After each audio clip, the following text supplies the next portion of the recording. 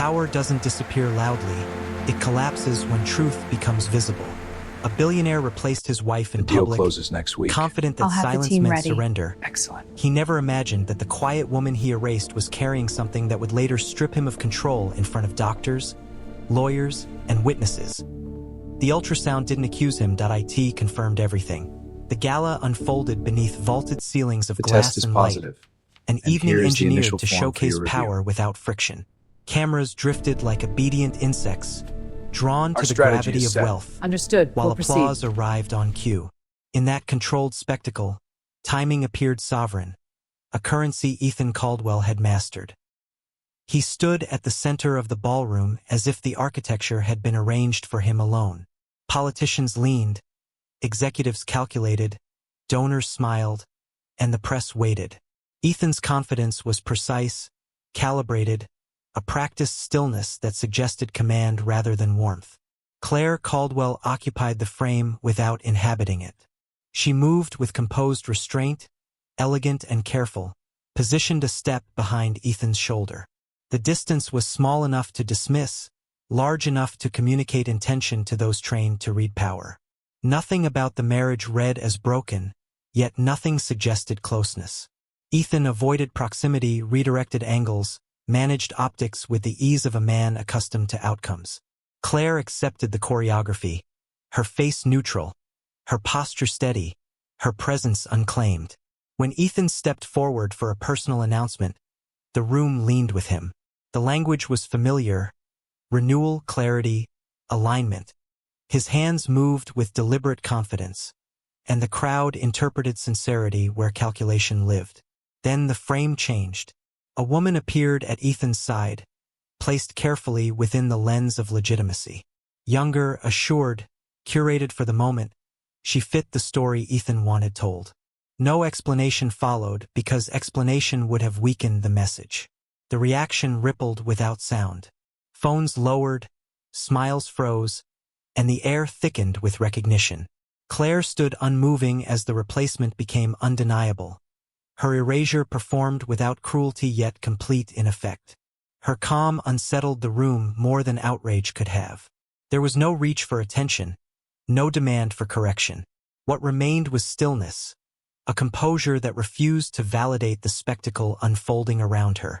Unseen beneath the tailored fabric, a private truth anchored Claire's resolve. The pregnancy had arrived quietly, changing her sense of time and consequence. No one in the ballroom knew that the future was already moving, indifferent to applause. Ethan mistook her silence for concession. The confidence returned to his posture as the cameras resumed their orbit, recording an ending he believed he had authored. Control, he assumed, had been maintained. Claire turned from the stage and moved toward the exit with measured steps. Each pace carried distance from the image being preserved behind her. The room failed to notice the shift, because exits rarely announce themselves. Outside the frame, consequence gathered momentum. The night would be remembered as decisive, yet its meaning had not settled. What left with Claire was not defeat, but certainty shaped by something growing and unacknowledged. Inside the ballroom, the celebration resumed with trained efficiency. Glasses clinked, donors exchanged approvals, and the press filed angles that favored simplicity. The omission of conflict made the story easier to sell, while the truth moved elsewhere. Claire's departure rewrote nothing for those invested in appearances, yet it altered the trajectory of the night. What had been introduced as reinvention hardened into a record, and records have consequences beyond intention. The audience accepted the surface, unaware that the moment had fractured along a quieter line, one that would return with evidence rather than argument. For Ethan, the evening closed with applause and assurance. For Claire, it opened into a private corridor of resolve, where timing ceased to belong to him.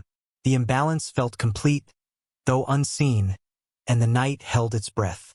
As Claire crossed the threshold without protest, certainty replaced shock. Something irreversible had begun, measured not by noise but by growth. Ethan believed the moment was finished. The future disagreed, moving forward with quiet precision he could not command. Some marriages do not fracture under pressure. they are assembled to endure it while quietly hollowing from within. Ethan and Claire's union began with admiration, not intimacy, formed at a point where ambition aligned cleanly with opportunity. Their early encounters were efficient, marked by mutual respect and a shared understanding of trajectory. Ethan recognized Claire's composure as an asset. Claire read Ethan's certainty as security. Neither mistook this for romance, and neither felt the absence at first. As Ethan's influence expanded, the marriage settled into a rhythm that rewarded predictability. Decisions arrived pre-made, calendars synchronized to his priorities, and affection translated into presentation. Claire learned quickly that harmony meant anticipation, knowing where to stand, when to arrive, how to support without obstructing.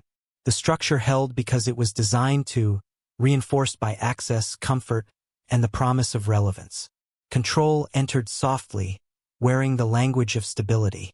Ethan's preferences shaped routines, and routines hardened into expectations. The quiet adjustments Claire made were praised as adaptability, though they narrowed her world. Invitations dwindled to curated appearances. Conversations shortened into updates. The marriage functioned best when Claire became invisible enough to be efficient. Publicly, the alignment appeared flawless. Photographs captured symmetry. Headlines praised partnership. Privately, the distance widened without conflict. Ethan valued outcomes over presence, precision over warmth. Claire learned to manage the space between them, to occupy it without drawing attention. Silence became the medium through which the marriage communicated. Isolation did not arrive as a rupture but as an accumulation. Claire's days folded inward, measured by events that required her attendance rather than her opinion. Friends faded, replaced by handlers and schedules. Ethan's world grew louder while hers became quieter, and the imbalance normalized itself through repetition. The pregnancy arrived without ceremony, discovered in a moment of stillness that redefined time. It was not planned, not discussed, not anticipated by the structure of their lives. Claire absorbed the reality alone, sitting with the weight of a future that did not fit neatly into the existing design. The news brought clarity rather than comfort, illuminating what had been missing rather than supplying it. She chose silence instinctively, not out of fear but assessment. The timing felt wrong in a way that was difficult to articulate. Ethan's attention was elsewhere, invested in visibility and control. Introducing uncertainty into that calculus seemed reckless. Claire carried the knowledge carefully, protecting it from the machinery that would immediately attempt to optimize it. As weeks passed, the marriage continued uninterrupted, its efficiency masking the growing divide. Ethan remained decisive, distant, assured.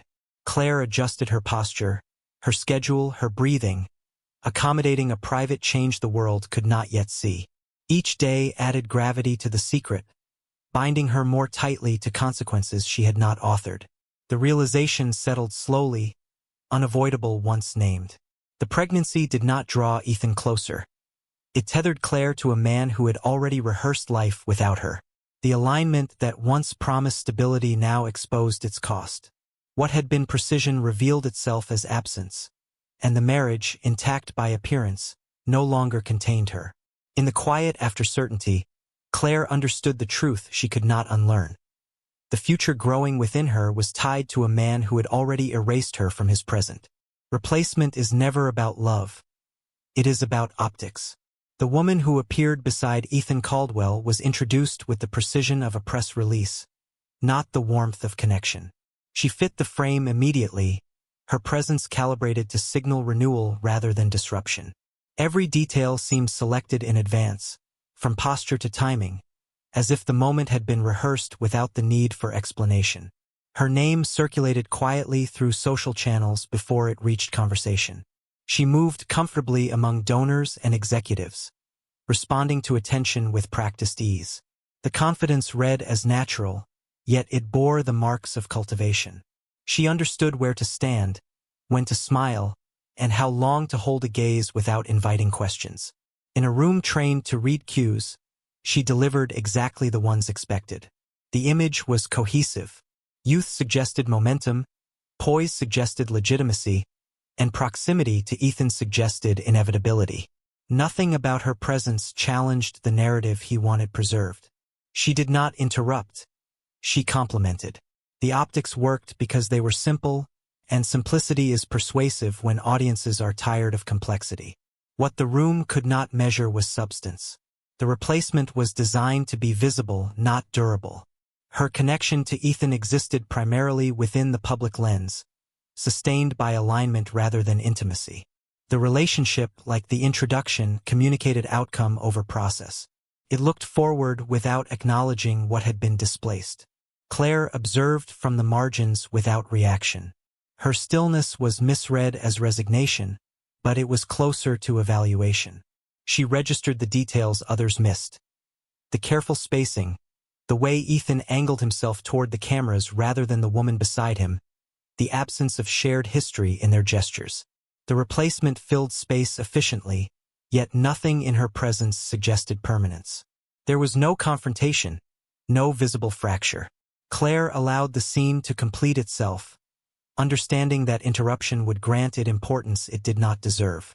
The moment belonged to appearances, and appearances were fragile. She noted how easily the room accepted substitution, how quickly attention rearranged itself around novelty. As the evening progressed, the replacement absorbed the role she had been assigned. She accepted congratulations meant for momentum rather than commitment. She smiled into a future that had been outlined for her, not chosen. The ease with which the narrative moved forward confirmed what Claire had already suspected. Replacement functioned best when history was treated as excess. Claire's calm unsettled those close enough to notice.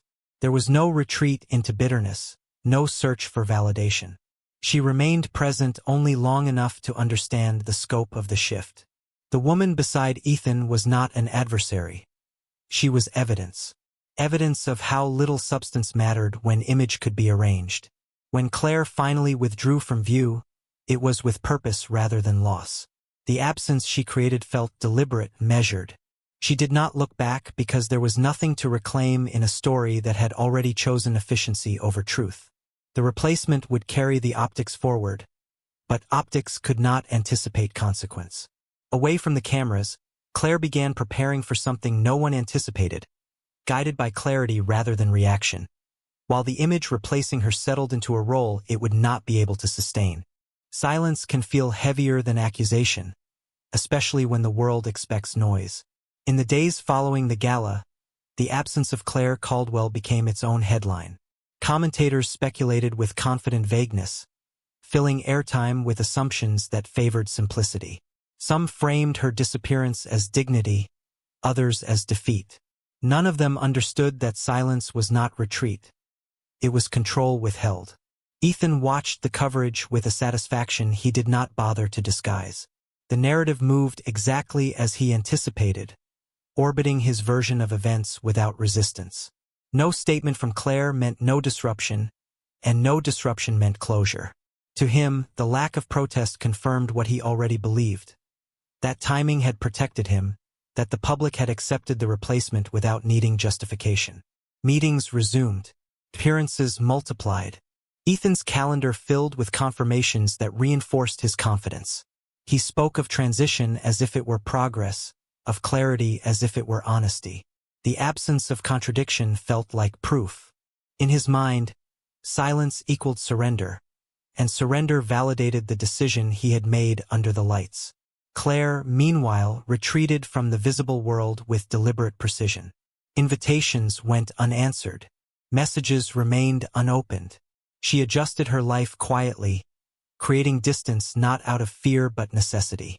Public space no longer served her, and she refused to perform grief for an audience invested in resolution rather than truth. The quiet days brought structure of a different kind. Mornings slowed, decisions narrowed. The future condensed into manageable hours. Claire moved through this interval without urgency, conserving energy, observing the way absence unsettled people more than confrontation ever could. The longer she remained silent, the louder the speculation grew, and she let it exhaust itself. Within that withdrawal, an appointment took shape, scheduled without announcement or witness. It was framed as routine, procedural, unremarkable. Claire approached it with the same composure she had carried since the gala, though the weight of it registered in her posture. This was not a moment for reaction. It was a moment for confirmation. The medical building offered neutrality, a space indifferent to reputation or scandal. Forms were completed. Corridors passed. No one recognized her, and that anonymity felt stabilizing. The process did not acknowledge what had been lost or replaced. It focused only on what existed, measurable and real. Ethan remained unaware, absorbed in the comfort of unchallenged momentum. His assumption of victory hardened with each uninterrupted day. Silence had done its work, or so he believed. The future, from his vantage point, looked settled. Claire's silence, however, was approaching its limit, not because she intended to speak, but because evidence does not require words. What awaited her was not an argument, not a confrontation, but an image that would make interpretation impossible. What had been scheduled as routine prepared to reveal something undeniable, and the ultrasound waiting ahead would transform silence into something no one could ignore. Some truths grow more dangerous the longer they are ignored, not because they change, but because everything around them does. Claire felt that danger settle into her days as abandonment took shape, not as a single act but as a condition she had to navigate. The public erasure at the gala had stripped away certainty, leaving behind a quieter strain that followed her into empty rooms and unreturned messages. The absence of Ethan's presence did not shock her. What unsettled her was how easily life reorganized itself without acknowledging what had been lost. The emotional weight arrived in layers.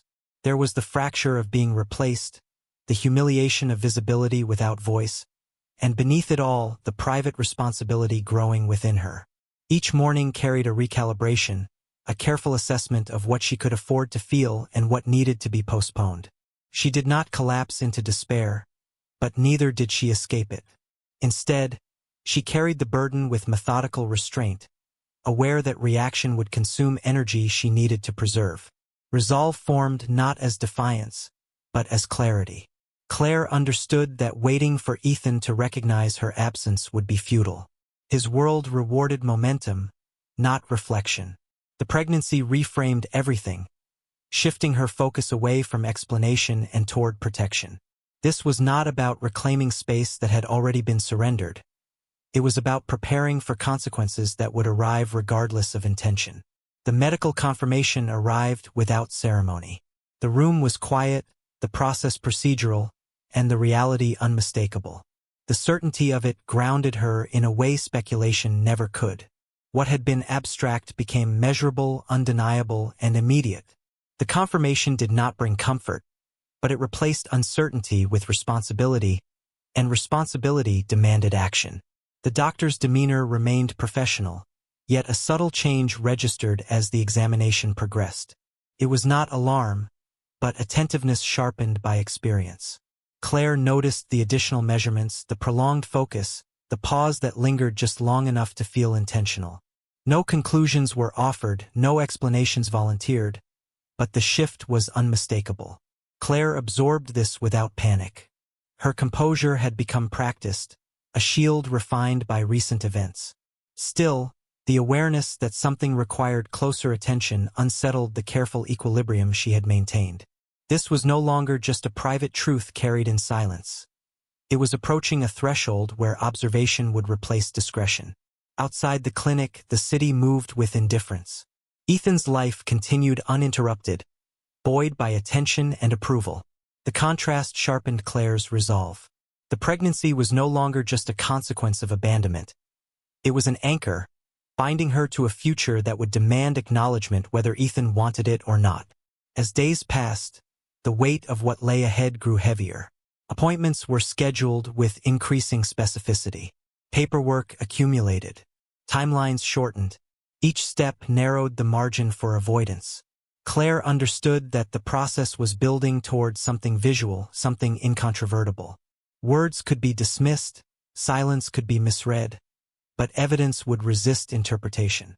The realization settled slowly but firmly. What awaited her would not remain private for long.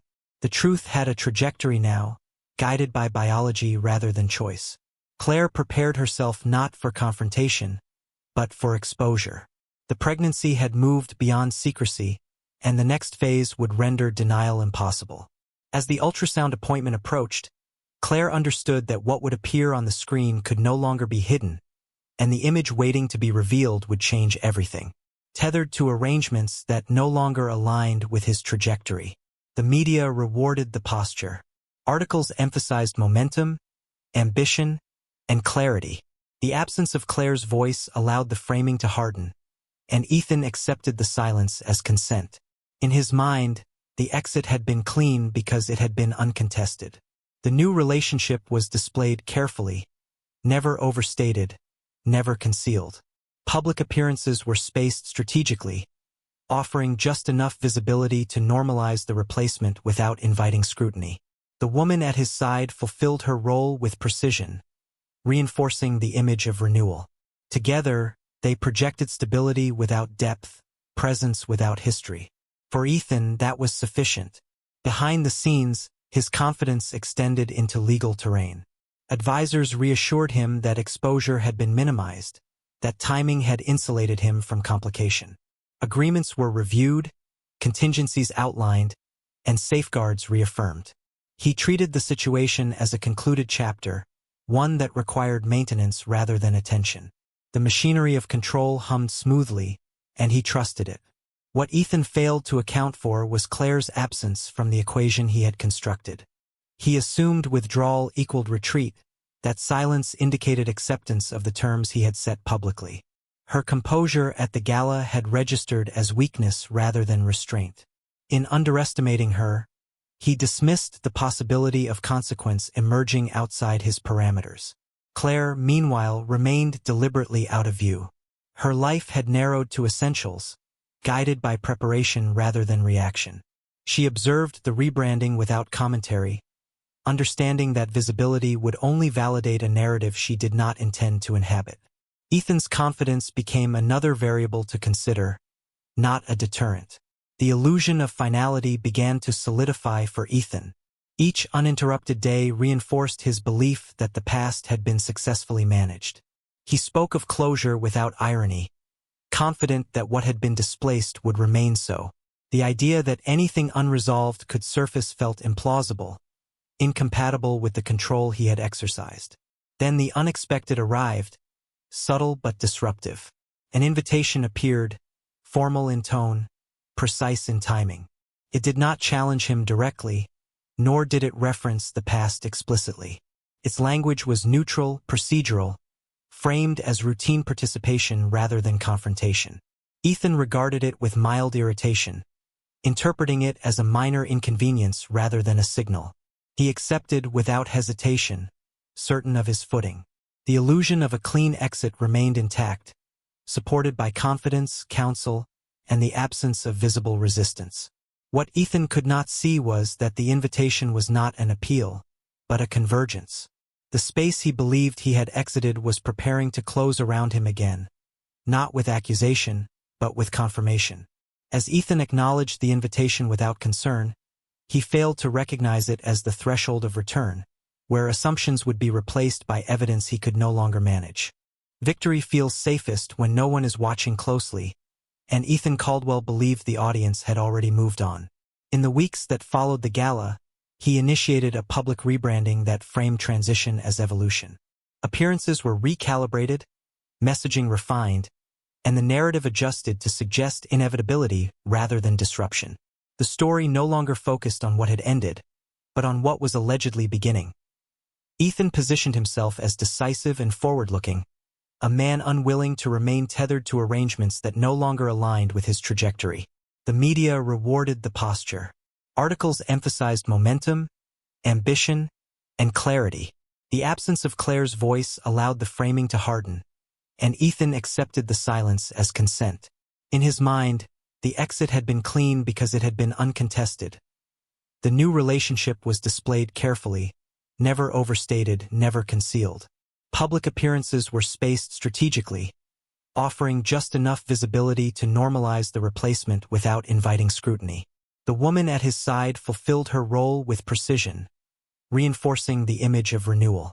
Together, They projected stability without depth, presence without history. For Ethan, that was sufficient. Behind the scenes, his confidence extended into legal terrain. Advisors reassured him that exposure had been minimized, that timing had insulated him from complication. Agreements were reviewed, contingencies outlined, and safeguards reaffirmed. He treated the situation as a concluded chapter, one that required maintenance rather than attention. The machinery of control hummed smoothly, and he trusted it. What Ethan failed to account for was Claire's absence from the equation he had constructed. He assumed withdrawal equaled retreat, that silence indicated acceptance of the terms he had set publicly. Her composure at the gala had registered as weakness rather than restraint. In underestimating her, he dismissed the possibility of consequence emerging outside his parameters. Claire, meanwhile, remained deliberately out of view. Her life had narrowed to essentials, guided by preparation rather than reaction.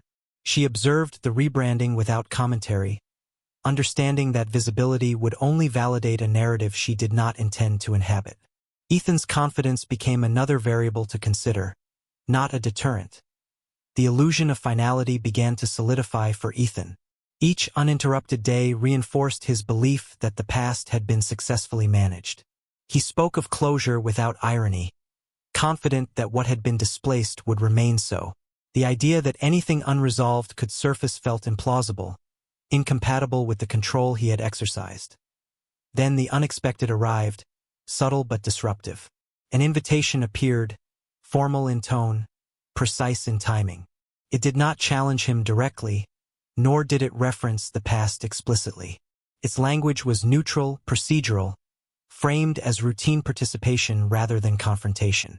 Ethan regarded it with mild irritation, interpreting it as a minor inconvenience rather than a signal that he accepted without hesitation, certain of his footing. The illusion of a clean exit remained intact, supported by confidence, counsel, and the absence of visible resistance. What Ethan could not see was that the invitation was not an appeal, but a convergence.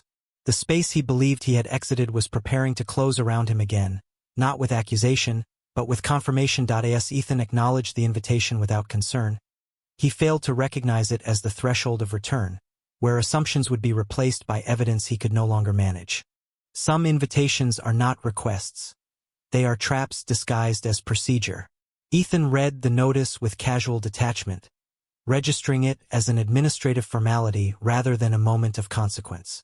The language was neutral, clinical, anchored in medical and legal necessity. Nothing in it suggested drama, and that absence reassured him. Drama, after all, belonged to people without leverage. The meeting was framed around documentation and confirmation, an intersection of legal obligation and medical process. Ethan interpreted it as housekeeping, the kind that followed any unresolved matter tied to timelines and signatures. He saw no reason to resist. His confidence rested on precedent, on the belief that structure favored those who understood it. Whatever this was, he assumed it could be managed quietly. Arrogance softened his attention. He arrived composed, assured, dressed for efficiency rather than defense. The setting felt controlled, deliberately restrained, with a small audience assembled under the pretense of necessity rather than spectacle. Advisors occupied their places, professionals maintained neutrality, and the environment communicated order. Ethan read this as confirmation that nothing unexpected would occur. Claire was already present. She did not acknowledge his arrival with reaction or avoidance. Her composure held steady, refined by weeks of restraint. There was no visible tension in her posture, no urgency in her movements. She appeared prepared, not emotional, and that unsettled Ethan more than anger would have. He expected volatility, or at least discomfort. Instead, he found precision. The controlled audience mattered. This was not the chaos of public opinion but a curated room where observation replaced commentary. Every participant had a role, and no one deviated from it. Ethan mistook this restraint for safety. He assumed that controlled environments favored those accustomed to command. He failed to notice how control had shifted from influence to process. Claire remained still, her attention directed forward rather than toward Ethan. She did not seek acknowledgement, nor did she avoid it. Her calm read as acceptance to those unfamiliar with her. To Ethan, it registered as indifference, and he underestimated it accordingly. He believed the meeting would conclude without friction. Another box checked on the path forward. The professionals began preparing the equipment with practiced efficiency. Screens were positioned, documentation organized, and procedures reviewed without embellishment. The tone remained clinical, almost detached, reinforcing Ethan's assumption that the matter would remain contained. He relaxed into the chair, convinced that whatever followed would confirm his understanding rather than challenge it. Claire's stillness deepened as the moment approached. She had moved beyond anticipation into certainty. The preparation around her was not for argument but for visibility. She did not look toward Ethan, because what mattered was no longer between them. It was about to exist independently, immune to interpretation. Ethan glanced at the screen as it powered on, still confident, still unguarded. He believed he was witnessing a process he already controlled. The room quieted, not with tension, but with focus. The environment shifted from preparation to presentation, and in that shift, the balance changed. As the screen illuminated and the image prepared to appear, Ethan remained unaware that the moment he had dismissed was about to render his confidence irrelevant. Power changes hands quietly before anyone notices, often in rooms designed to feel neutral. The medical suite was stripped of personality, defined by clean lines, muted colors, and equipment arranged with deliberate symmetry. Nothing in the space invited emotion. It existed to record facts, to translate biology into images and measurements that resisted interpretation. The sterility was intentional, removing context so that only truth remained. Observers occupied their places with professional detachment. Legal representatives, medical staff, and required witnesses formed a restrained perimeter around the central point of focus. No one spoke unnecessarily. The absence of conversation created a density in the air, not tense but attentive. This was not a stage, yet it carried the gravity of one. What would happen here would not rely on persuasion. Ethan entered the room with the ease of someone accustomed to environments bending around him. His confidence appeared intact, supported by the familiarity of authority and the reassurance of procedure. He acknowledged the setting with a cursory glance, already categorizing it as another obligation to be resolved. His posture suggested patience rather than concern, as if he were waiting for confirmation of what he already believed. Claire's presence contrasted sharply. She sat still, composed, her attention fixed forward rather than on Ethan. Weeks of restraint had refined her calm into something deliberate. This was not endurance. It was readiness. She had moved past uncertainty into acceptance of sequence. What was about to occur belonged to process, not to argument, and she trusted that distinction. The room adjusted subtly as preparations advanced. Equipment was positioned, documentation aligned, and procedural steps followed without deviation. Each action narrowed the space for interpretation. Ethan remained relaxed, misreading the quiet as assurance. He believed control resided with those who understood systems, unaware that systems favor evidence over influence. As the technician prepared the apparatus, the room's focus converged. Movement slowed, voices lowered, and attention sharpened. The sterile environment amplified every small adjustment, transforming routine motions into signals. Ethan noticed the shift but dismissed it, attributing the gravity to professional thoroughness rather than impending consequence. Claire's stillness deepened. She did not seek reassurance or acknowledgement. Her composure no longer served as a shield. It had become alignment. She understood that this room did not care about reputation or timing. It would present what existed, indifferent to readiness. That certainty anchored her, allowing her to remain unmoved as the moment approached. Ethan glanced toward her briefly, searching for reaction. Finding none, he turned back toward the equipment, confident that silence favored him. He had built his life on managing perception, on anticipating response. What he failed to recognize was that perception had already been replaced by documentation. The power he relied on had entered a domain where it held no authority. The observers watched with impartial focus. This was not spectacle, but it carried weight. The process advanced to its final stage, where preparation yields to presentation. The room's neutrality intensified, as if the space itself were bracing for transition. In that stillness, hierarchy dissolved. Titles and assumptions receded, leaving only the arrangement of facts. As the final adjustments were made, Ethan leaned back slightly, prepared for closure. Claire remained exactly as she was, her gaze steady, her posture unchanged. The imbalance between their expectations widened invisibly. One anticipated confirmation of control, the other anticipated revelation. The room held both possibilities without preference. The screen activated with a soft hum, drawing every eye forward. The shift was immediate and complete. Whatever authority Ethan believed he carried dissolved into the glow, replaced by a clarity that required no explanation. As the ultrasound image began to appear on the screen, the room surrendered to evidence, and the balance of power completed its silent transfer. Images don't argue, they confirm. The screen filled the room with a muted glow, transforming the sterile space into a sight of irreversible clarity. What appeared was not dramatic in form, yet it carried a gravity that displaced assumption. Lines, measurements, and rhythmic motion arranged themselves into coherence. And in that coherence, certainty emerged without commentary. The medical confirmation unfolded methodically. The technician's focus remained professional, translating biology into data with practiced neutrality. Measurements aligned. Indicators stabilized. The sequence left no room for interpretation. The image established continuity, a timeline that intersected unmistakably with Ethan's. The process did not accuse, it documented. That distinction mattered because documentation does not bend. Ethan's confidence faltered in increments rather than collapse. His posture shifted first, a subtle adjustment as comprehension replaced expectation. The ease that had carried him into the room thinned, giving way to concentration sharpened by disbelief. He leaned forward, searching for an alternative reading, but the image did not offer one. It remained steady, indifferent to his scrutiny. Physical reactions registered around the room.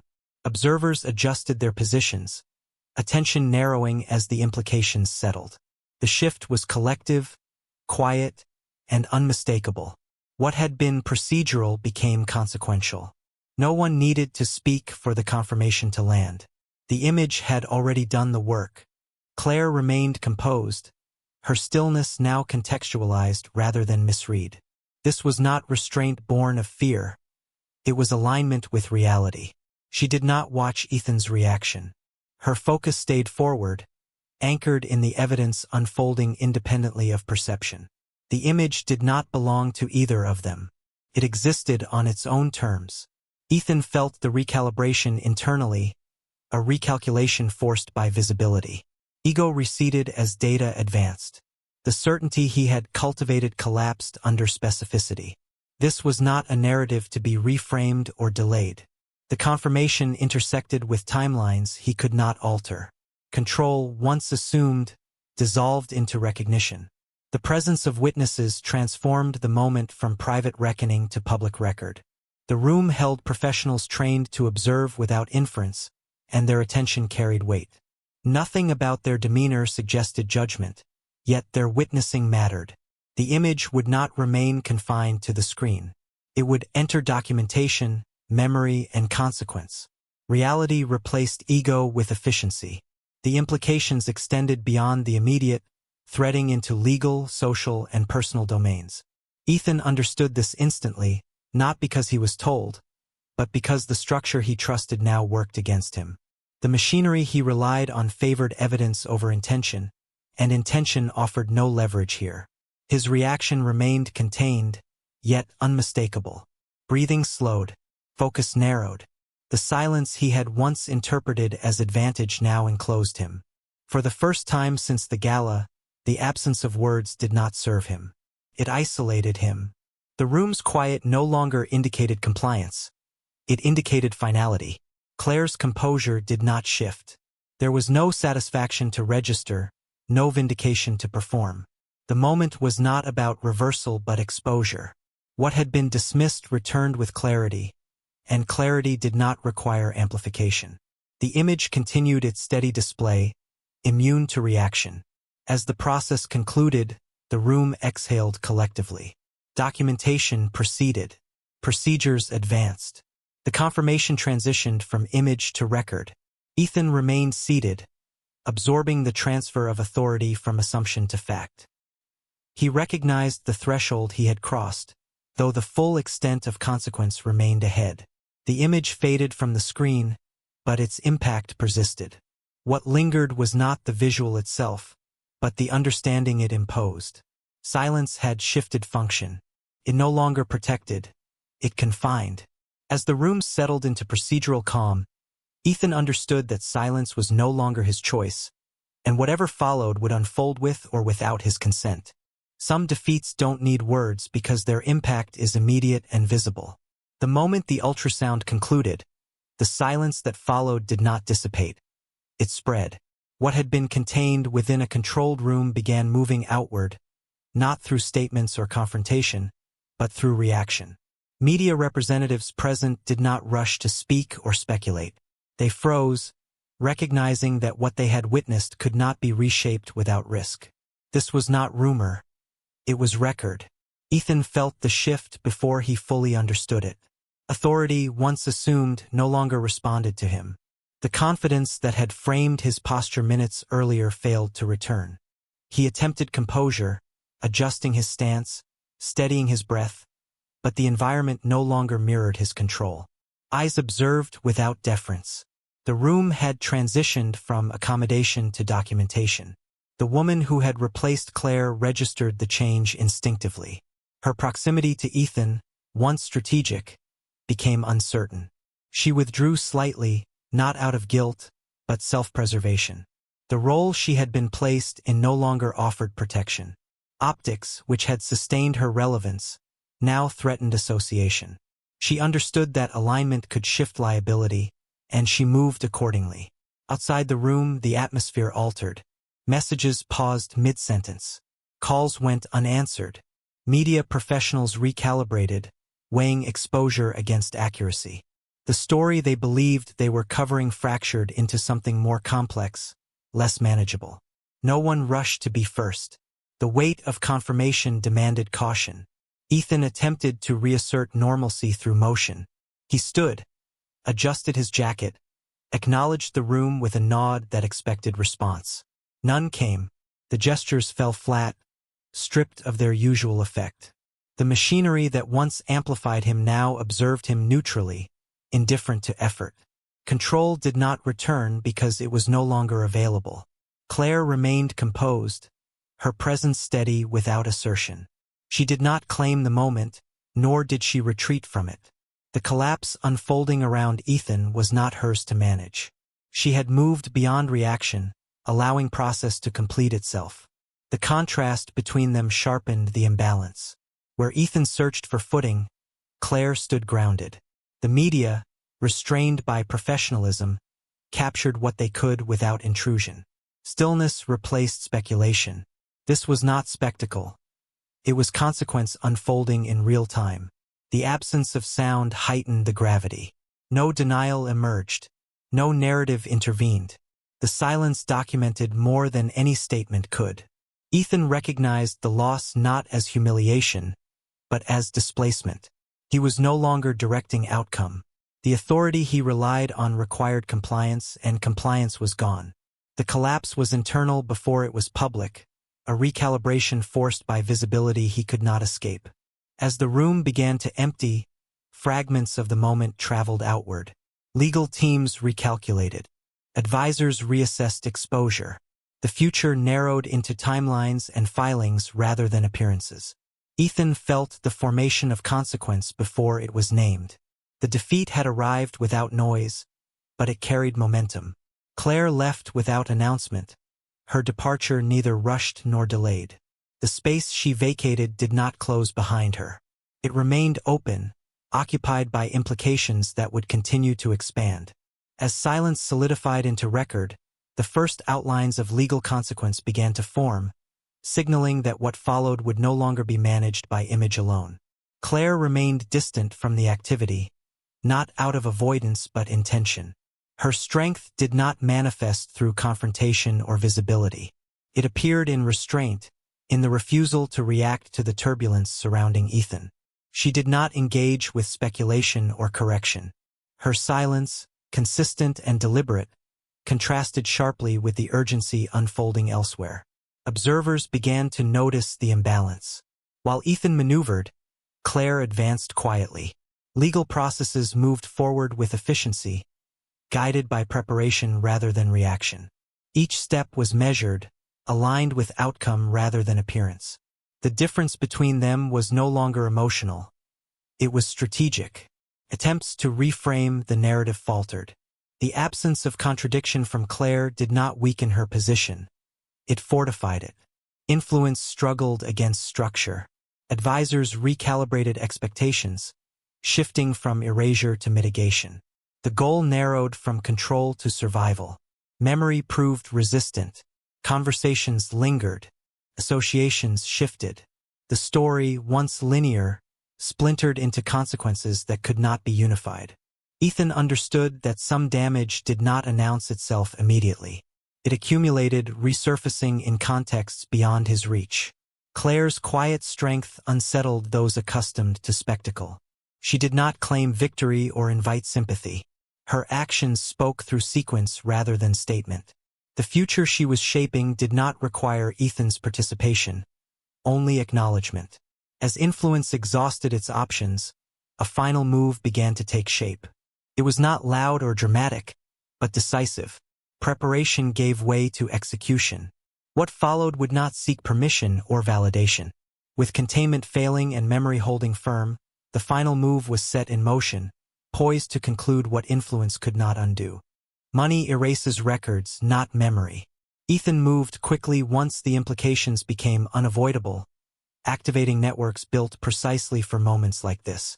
Calls were placed to legal teams, public relations consultants, and advisors whose role was to contain damage before it took shape. Statements were drafted but never released, each one abandoned as insufficient. The problem was not messaging. It was permanence. What had been seen could not be unseen. Damage control shifted from visibility to containment. Efforts focused on narrowing exposure, clarifying jurisdiction, and delaying momentum. Influence still opened doors, but the rooms behind them offered fewer solutions. The confirmation from the ultrasound existed independently of opinion.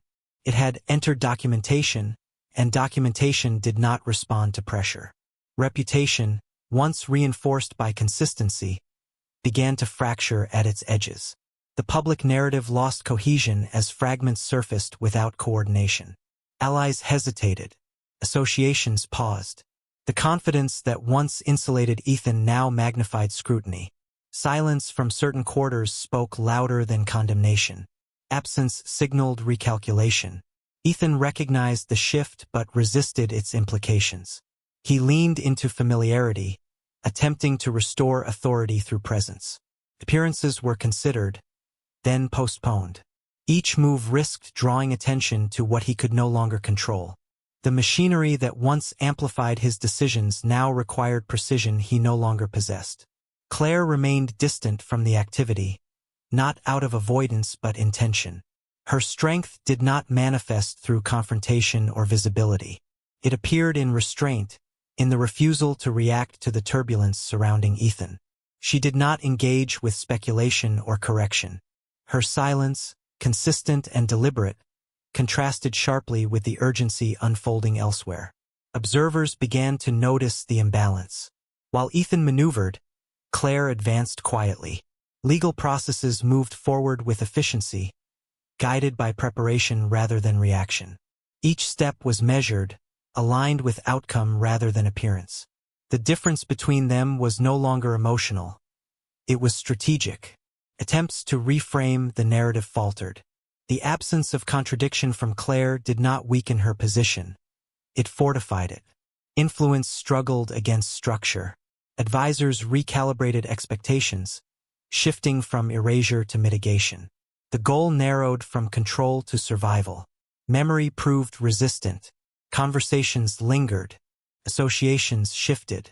The story, once linear, splintered into consequences that could not be unified. Ethan understood that some damage did not announce itself immediately. It accumulated, resurfacing in contexts beyond his reach. Claire's quiet strength unsettled those accustomed to spectacle. She did not claim victory or invite sympathy. Her actions spoke through sequence rather than statement. The future she was shaping did not require Ethan's participation, only acknowledgement. As influence exhausted its options, a final move began to take shape. It was not loud or dramatic, but decisive. Preparation gave way to execution. What followed would not seek permission or validation. With containment failing and memory holding firm, the final move was set in motion, poised to conclude what influence could not undo. True power leaves without asking permission, and Claire understood that departure did not require explanation to be effective. Her exit unfolded without announcement, free of ceremony or spectacle. There were no statements to counter, no narratives to dismantle.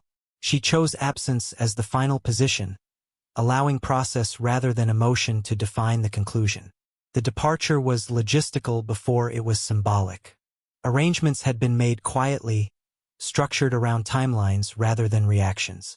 Documents were finalized, assets disentangled, and responsibilities clarified with precision. Legal separation moved forward not as retaliation, but as resolution. Each signature carried weight because it was unaccompanied by urgency. The lack of haste signaled certainty. Ethan recognized the shift too late. What he had once framed as silence revealed itself as preparation. The separation did not invite negotiation or revision. It closed doors without resistance, removing leverage rather than contesting it. The control he had exercised through timing and visibility no longer applied. The process advanced independently of his involvement. The loss registered not through confrontation, but through recalibration. Networks adjusted. Access narrowed. The familiar assurances of influence failed to reassert themselves. What had once been shared now moved beyond reach, defined by boundaries he could not cross.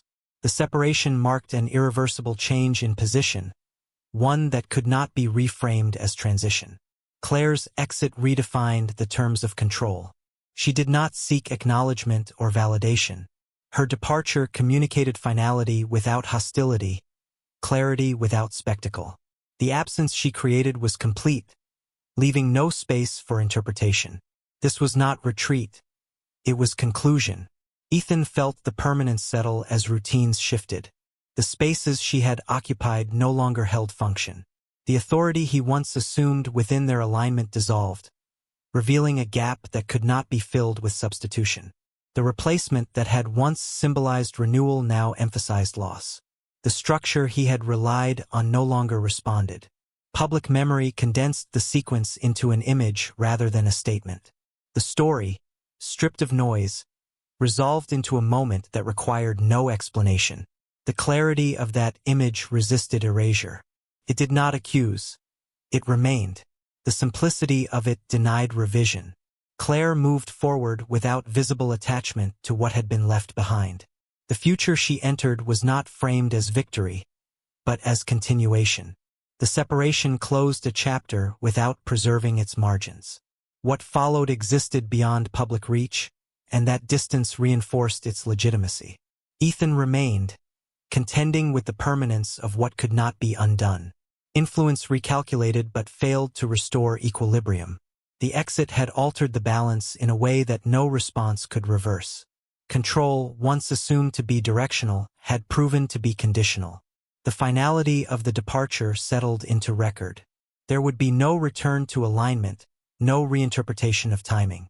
The conclusion stood, supported by documentation rather than declaration. What remained was not conflict, but consequence. As the separation finalized and the noise faded, one final image endured in public memory, resisting revision and preparing to define what followed. Some silences follow people for life, not as punishment, but as residue. After the sequence resolved itself into record, the world around Ethan Caldwell continued without urgency. The absence of immediate chaos suggested recovery, yet the quiet that settled around him carried a different weight. It was not emptiness. It was subtraction. Conversations shortened. Invitations recalibrated. The familiar echo of affirmation no longer returned with the same consistency. The long-term fallout did not announce itself with headlines. It unfolded through omission. Panels that once featured him adjusted their rosters. Partnerships delayed alignment. Access narrowed in subtle increments, each small enough to dismiss in isolation, but unmistakable in accumulation. Influence still existed, but it no longer moved freely. It required negotiation, justification, explanation. The effort marked a shift he could not reverse. Ethan's presence diminished without disappearing. He remained visible enough to be recognized, yet no longer central enough to be deferred to. Rooms did not arrange themselves around him. Attention moved on before he finished speaking. The authority he once carried had been replaced by context, and context proved less forgiving than admiration. Silence filled the gaps where certainty used to live. Attempts to rebuild momentum yielded limited returns. Familiar strategies produced muted outcomes. The replacement narratives failed to gain traction because the original had already settled into memory. The image that endured resisted reinterpretation. It did not resurface often, but when it did, it closed discussions rather than opening them. Silence followed, precise and final. Claire moved beyond the perimeter of public attention without signaling departure. Her life reorganized quietly, shaped by sequence rather than reaction. The future advanced with intention, not visibility. She did not reclaim space. She abandoned it. The choice insulated what followed from commentary, allowing growth without interference. The child's arrival belonged to a private timeline, protected by distance and design. The separation between their paths widened with time. What once intersected through alignment now diverged completely. Claire's absence from public framing did not invite speculation. It neutralized it. There was nothing to contest, nothing to narrate. Her movement forward existed beyond documentation, and that invisibility proved stabilizing. Ethan recognized the permanence not through confrontation, but through continuity. The silence did not lift. It adapted. It followed him into rooms where acknowledgement had once been automatic. It appeared in the pause before responses, in the recalibration of tone. The past did not need to be mentioned to be present. It lived in the margins of interaction. The story concluded without ceremony. No lesson surfaced to simplify the sequence. No closure arrived to soften the outcome. What remained were consequences distributed over time, resistant to correction. The silence that followed Ethan was not loud enough to demand attention, but persistent enough to redefine it. Beyond the reach of that silence, life continued. The future unfolded without reference to what had been left behind. The distance between those trajectories became the final record, one defined not by declaration, but by divergence. If the story held your attention until the end, it means something in it resonated with you. Stories like this don't spread because of algorithms alone. They spread because viewers quietly decide they matter. If you believe narratives about power, silence, and consequence deserve to be told, your support helps keep them alive. Stay connected to this space. There are more stories ahead that don't shout, but stay with you.